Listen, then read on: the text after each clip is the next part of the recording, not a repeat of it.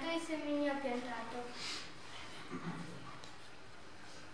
Nella strada il cibo fu per l'uccellino.